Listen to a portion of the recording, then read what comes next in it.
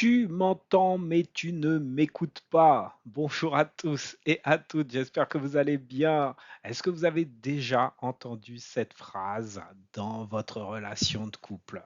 Que ce soit la relation d'avant, la relation avec la personne avec qui vous êtes.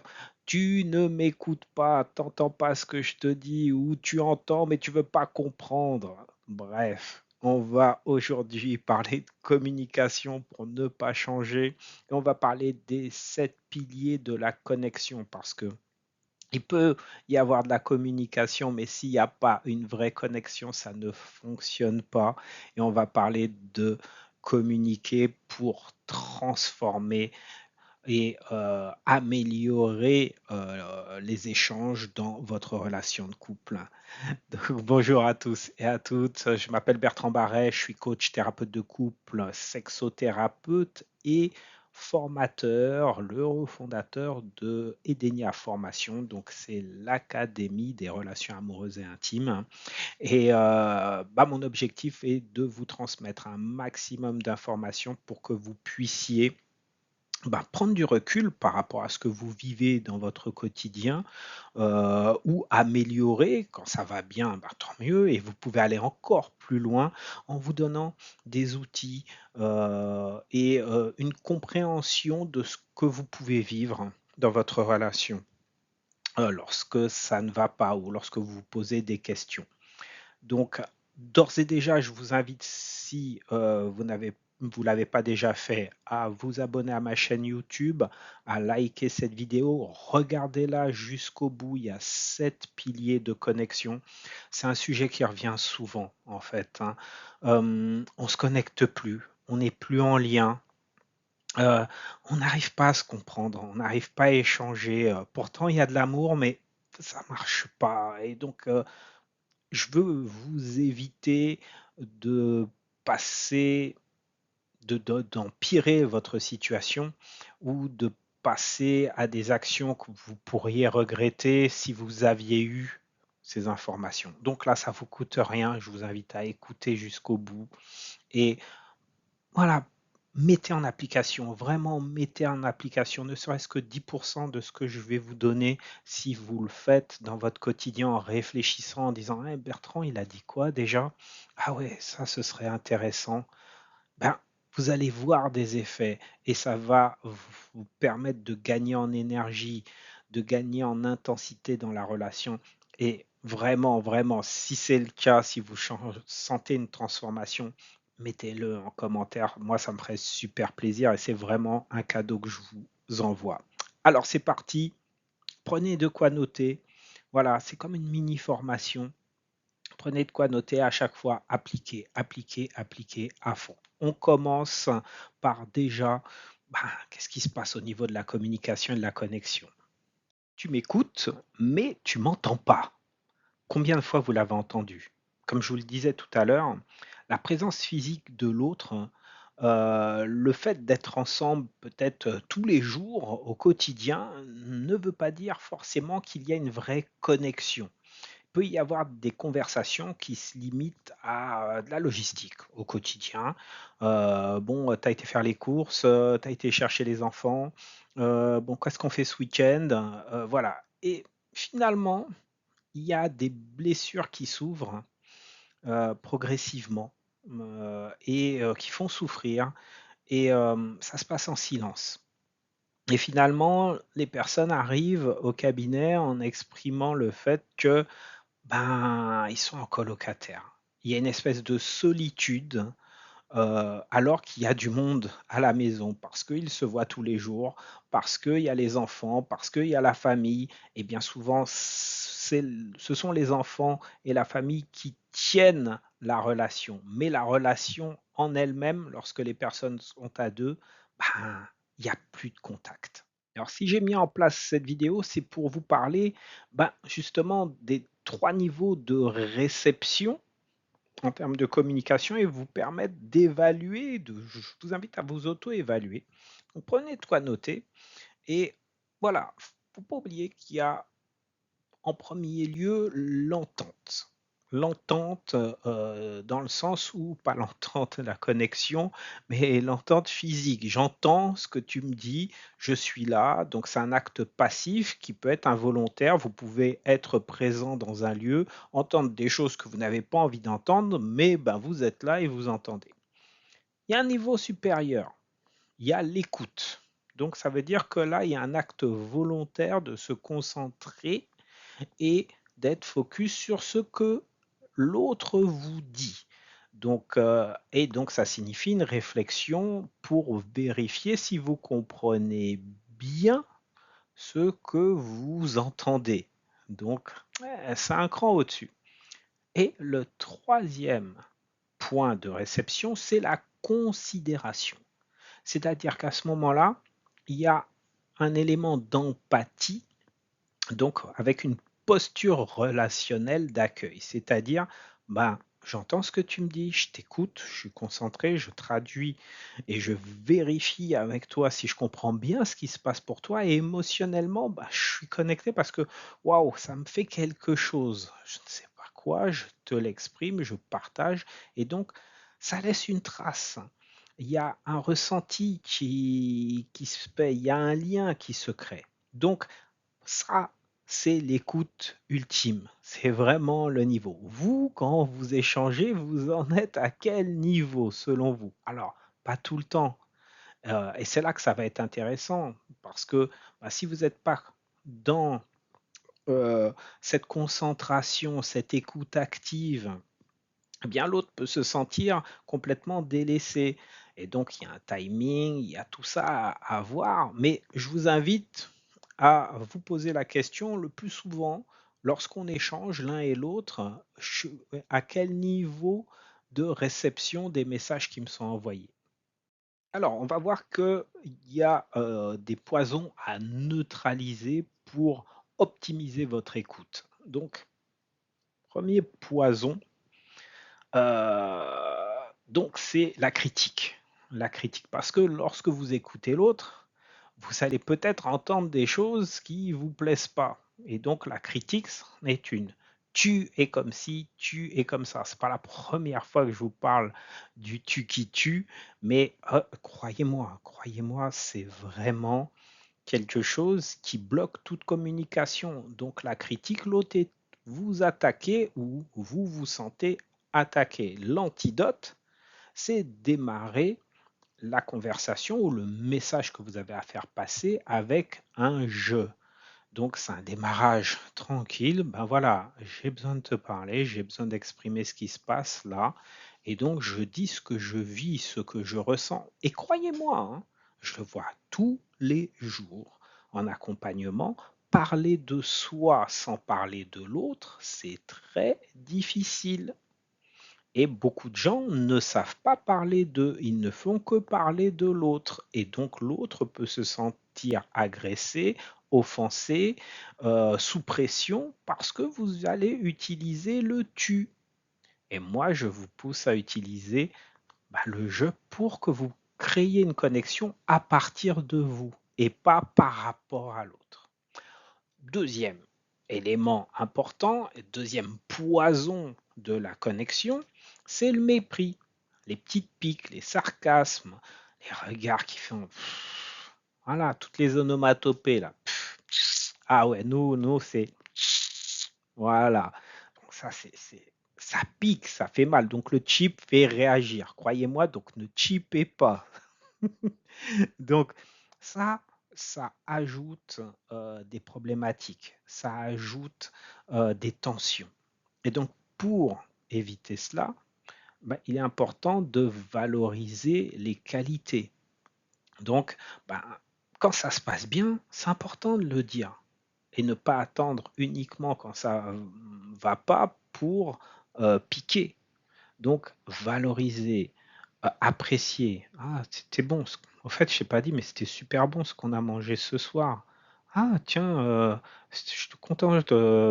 Bah, tu m'as bien aidé. Bah, ça m'a fait plaisir. Voilà, tu n'étais pas obligé de le faire, tu l'as fait et bah, c'est important pour moi. Voyez, des petits partages comme ça qu'on ne fait pas suffisamment dans le quotidien pour les choses qui vous semblent banales. Et croyez-moi, concentrez-vous, gardez le cap là-dessus, ça change la vie de votre relation. Poison numéro 3, la défensive, la contre-attaque, se justifier. Oui, mais, ouais, mais c'est parce que à ce moment-là, j'ai fait ça. Mais oui, mais si tu n'avais pas fait ça. Donc là, ça part dans des situations qui empoisonnent la relation et qui font que la connexion, elle est effritée. Donc c'est important dans ce moment-là de prendre sa part de responsabilité dans ce que vous vivez. Donc, et valider ce qui est vrai. Ben, écoute, c'est vrai que là-dessus, j'aurais pu faire autrement. C'est vrai que là-dessus, j'ai débordé, j'ai rien vu arriver. Je prends ma part de responsabilité, non pas pour me victimiser, non pas pour me flageller, mais juste dire, là c'est vrai, mais je m'en excuse. T'as raison.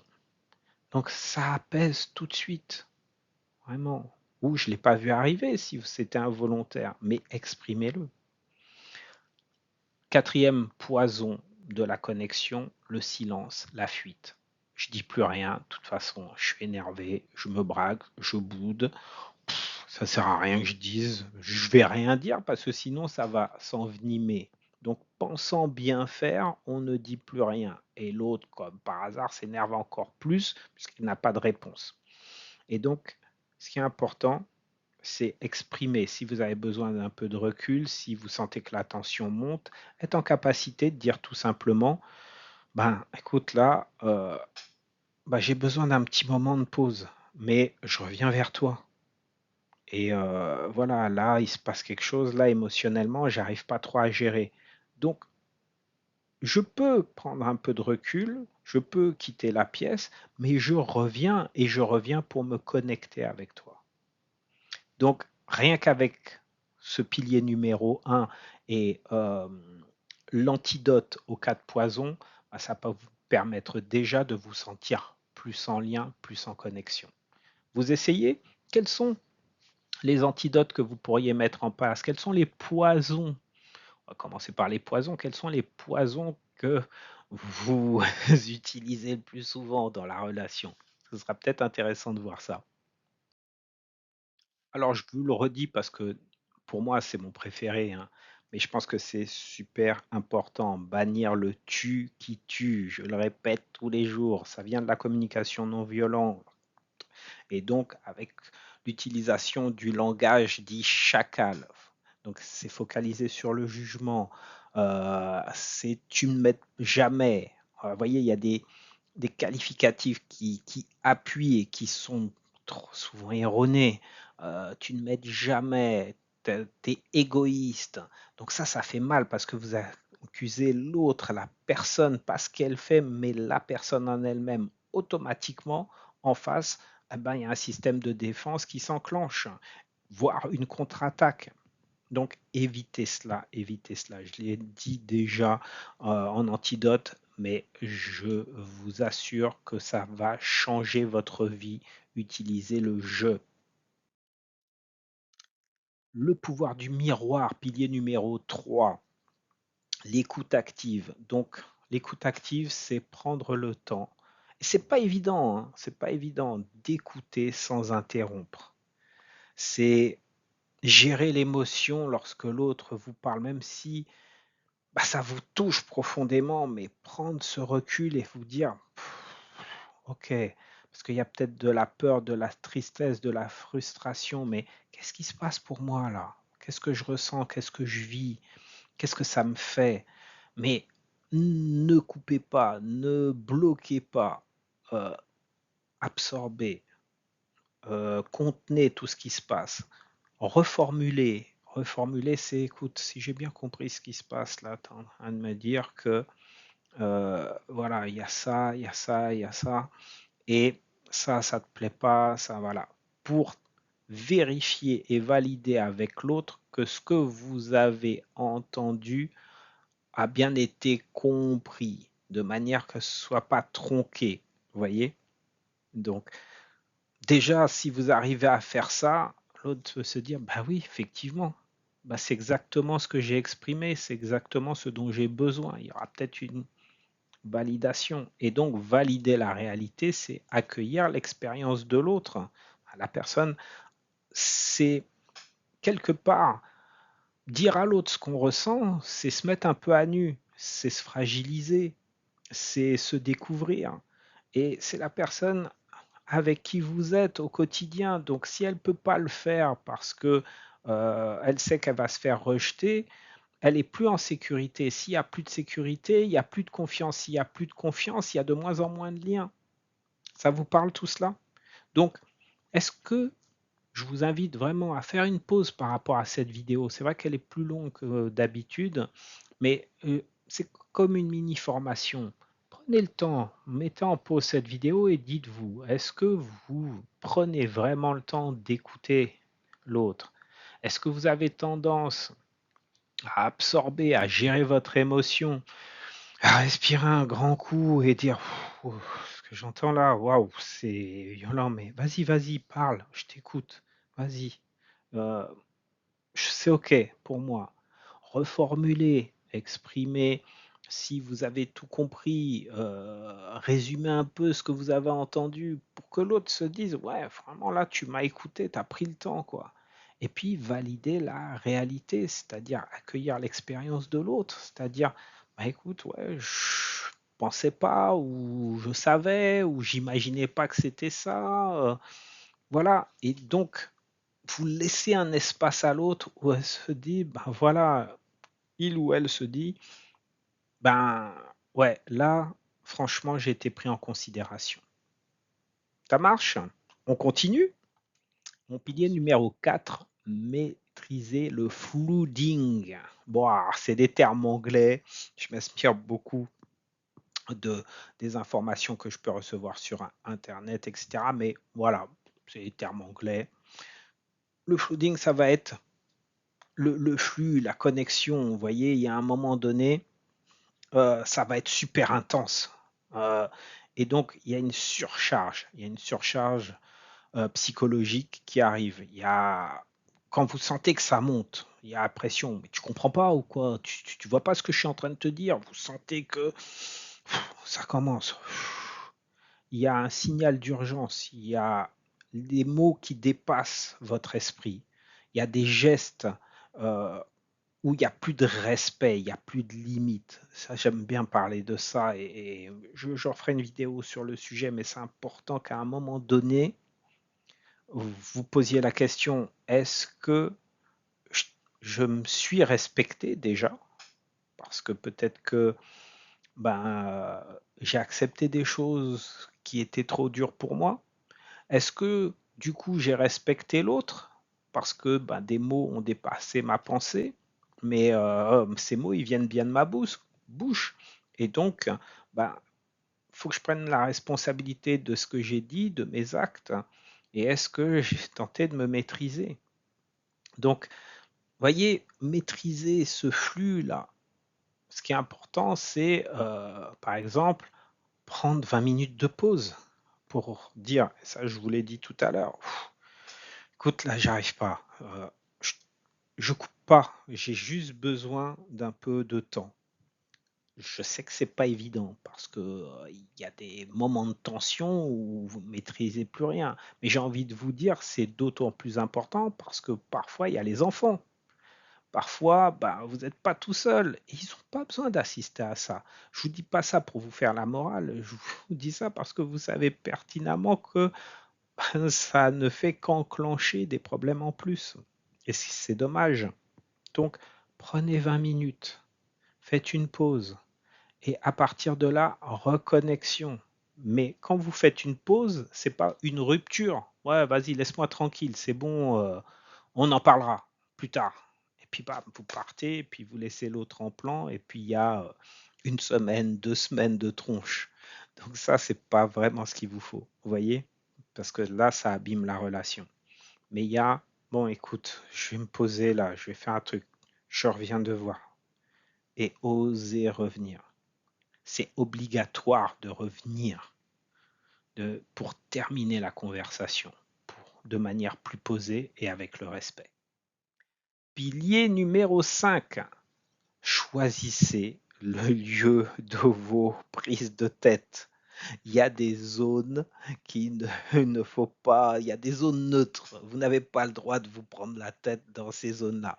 Je sais, c'est facile à dire, c'est pas forcément évident à mettre en application parce que vous êtes full, parce qu'il y a du boulot, parce qu'il y a les enfants, parce qu'il n'y a pas beaucoup de temps le soir, parce qu'en plus vous êtes crevé. Mais ce que j'ai envie de vous dire, c'est que les zones rouges à bannir absolument, le lit conjugal. Voilà, on se prend la tête le soir, vous êtes déjà crevé, fatigué.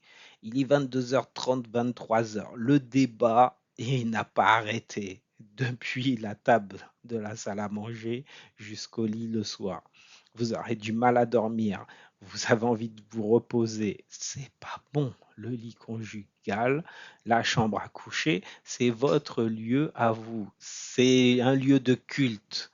Donc, c'est votre lit, c'est le lieu sacré, vous voyez. Donc, non, pas d'embrouille à l'intérieur. Ça peut être une discussion passionnée, mais ça ne doit pas dégénérer. Et il y a du respect, toujours une connexion, un toucher à la fin, bonne nuit, quoi, quelque chose, et pas la tronche, vous voyez. La table avec les enfants, combien de fois? Oui, mais tu lui as dit si, oui, mais les enfants, ça suffit maintenant, non, non, non, voilà, bon, ça dégénère, vous pilotez plus rien, les enfants ils sont apeurés, ils n'ont pas à vivre ça, ils n'ont pas à subir ça, vous voyez. Je dis pas que j'ai pas déjà fait, hein. Et c'est justement parce que j'ai un peu de recul que je me permets de vous partager ça avec bienveillance et vraiment sans esprit de culpabilisation, mais vraiment, vraiment, les enfants, ils payent les pots cassés de tout ça, ils subissent et vous savez que c'est pas ce que vous voulez. Donc, il y a les enfants, on va discuter de ça un peu plus loin. Et puis, troisième lieu où éviter les prises de tête, parce il y a aucune communication, c'est SMS et écran. WhatsApp, etc. Non. Pourquoi? Parce qu'il n'y a pas de com réellement, il n'y a que de l'interprétation, c'est du non-verbal, il n'y a pas le non-verbal, il y a des risques de mauvaise interprétation, ça c'est sûr. À la rigueur, un vocal sur WhatsApp, c'est mieux. C'est voilà, c'est le moins pire, on va dire. Et puis il y a des lieux où vous pouvez vous lâcher, hein. On a un rendez-vous, écoute, on se fait un petit rendez-vous, on va vraiment discuter, on va prendre le temps. Vous êtes en mouvement, vous faites une petite balade côte à côte, et là, c'est un terrain plus propice pour l'échange. Alors vous allez me dire, ouais, mais c'est facile, hein, mais on est déjà crevé toute la semaine, comment on fait? Il n'y a personne pour garder les enfants le week-end, donc on n'a jamais le temps. Et un petit moment, c'est 10 minutes, 15 minutes, c'est pas grand-chose, mais vous devez planifier ce rendez-vous. Vous arriverez très bien à trouver du temps au boulot pour prendre un rendez-vous ou une amie ou un ami, un pote qui vous dit bon écoute, faut absolument que je te parle. Vous arrivez à le faire avec des gens qui sont plus éloignés que vous. Pourquoi vous n'arrivez pas à le faire avec des personnes, la personne que vous aimez qui est la plus proche de vous? C'est vrai, c'est hallucinant quand même. Et donc, si vraiment vous pouvez rien faire, envoyez une lettre. Ouais, c'est désuet. Ouais, Bertrand, c'est un vieux. Ouais, mais mine de rien, ça marche. C'est mieux qu'un SMS. Et avec l'utilisation du jeu, ça peut porter ses fruits parce que l'autre ne peut pas prêter interprétation. Essayez ça. Bon, qu'est-ce que vous avez déjà vécu là? Vous voyez, mettez une pause au niveau de cette vidéo. Qu'est-ce que vous avez déjà vécu? Hein, est-ce qu'il y a déjà eu des prises de tête dans le lit conjugal? Comment ça finit? Est-ce qu'il y a déjà eu des prises de tête avec les enfants ou des prises de tête par SMS? Est-ce que vous avez réussi à vous en sortir avec ça? Je vous invite à prendre le temps d'y réfléchir. Et puis, on va passer au pilier suivant. Pilier numéro 6, le ratio magique de Gottman. Donc, Gottman, c'est un spécialiste qui a travaillé énormément sur l'intelligence émotionnelle et le relationnel au niveau des couples. Et donc, l'important, c'est de trouver un bon équilibre et une certaine stabilité dans le maintien du ratio critique, tension, soupir, irritation, donc tout ce qui est négatif. Et puis, vraiment mettre le paquet sur un sourire sincère, une touche d'humour, de la joie, des moments partagés, de la connexion. On l'a déjà vu, on en a déjà parlé, mais les 5 langages de l'amour. Et quand il y a trop de tension, d'écoute, d'irritabilité, de déconnexion, eh bien, bah, c'est pas bon, ça déséquilibre les choses. Donc là, dans le schéma, il n'est pas bien fait en fait, hein. Il y a 5 interactions positives pour une interaction négative. Bon, bah là, il y a beaucoup de négatifs dans le schéma que je vois là. Et il faut que vous ayez, voilà, ça c'est l'IA, ça. Voilà, donc il faut que ce soit l'inverse. Le crédit, bah, c'est tout ce qui est bon et donc ça doit peser plus lourd dans la balance que les critiques. Voilà, bon, vous m'excusez, on va corriger ça tout de suite et je vous invite à corriger ça à la maison si vous sentez dans votre comptabilité interne qu'il y a plus de pas bon que de bon. Et combien de fois au niveau des échanges que j'ai avec les couples, ils arrivent à exprimer tout ce qui ne va pas, tout ce qui n'est pas bon. Mais alors, pour parler de ce qui va bien, on réfléchit énormément. Pensez à ce qui va bien. Validez, ayez de la gratitude pour tout ce qui se passe bien. Le pilier numéro 7, c'est l'art de la tentative de réparation. Il y a un moment, de toute façon, même avec tout ce que je vais vous donner, il y aura des conflits. Il y aura des conflits et j'ai envie de dire, c'est plutôt sain qu'il y ait des conflits parce que beaucoup de gens ne veulent pas rentrer en conflit parce que si on est en conflit, ils interprètent ça comme on ne s'aime plus. Moi, je dis que c'est pas parce qu'il y a des conflits qu'il y a plus d'amour. Ce qui va être renforcer la relation, c'est combien de temps le conflit va durer. Et est-ce que finalement, avec le temps, on n'a pas tendance à réduire les problèmes, le temps de prise de tête, il est beaucoup plus court au fur et à mesure, et on a de nouvelles solutions qui redynamisent la relation. Et donc, prendre justement sur soi et donc dire, ben, est-ce qu'on peut faire une pause et revenir plus tard ensemble? Euh, Est-ce que je me sens un peu sur la défensive? Est-ce que on peut, je n'ai pas bien compris, on peut rééchanger sur ce sujet, comprendre le point de vue de l'autre en discutant, en revenant sur les choses, mais de manière apaisée, ça renforce la connexion, ça remet du lien, ça permet à l'autre de dire ben, je sens que ce que je t'ai dit c'est important pour toi et c'est important pour moi que tu prennes en considération ce qui se passe. C'est génial. Donc vraiment, vraiment, reconnectez-vous, enlevez l'orgueil et les préjugés. Orgueil, c'est vu ce que tu m'as dit, il est hors de question que je revienne. Et préjugé, c'est non, mais laisse tomber, de toute façon, je sais exactement comment il ou elle pense et je ne vais pas y retourner parce que ça va se passer comme ci, comme ça, comme ça. Donc vous ne dites rien, donc il ne se passe rien ou il se passe exactement ce que vous avez prédit puisque vous avez décidé de ne rien dire et de ne rien changer, ce qui est dommageable. Ça marche, vous me suivez? On continue?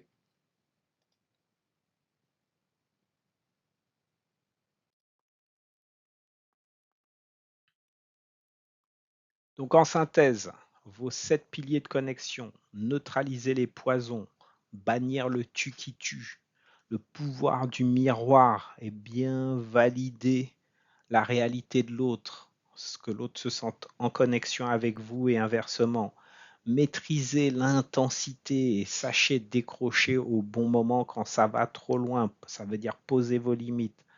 Choisissez les lieux de vos combats. Il y a des endroits qui doivent rester neutres. Le ratio 5-1, donc beaucoup de bons, ayez du volume positif et réduisez les problèmes et tout ce qui est négatif. Et puis, tentez la réparation, allez vers l'autre, retentez les échanges, revalidez des partages. Et croyez-moi, ça ne peut que vous apporter du bon. J'espère que cette vidéo vous a plu. La communication, c'est un muscle. En fait, elle s'améliore pas par magie. Ça s'apprend pas, c'est pas inné la communication.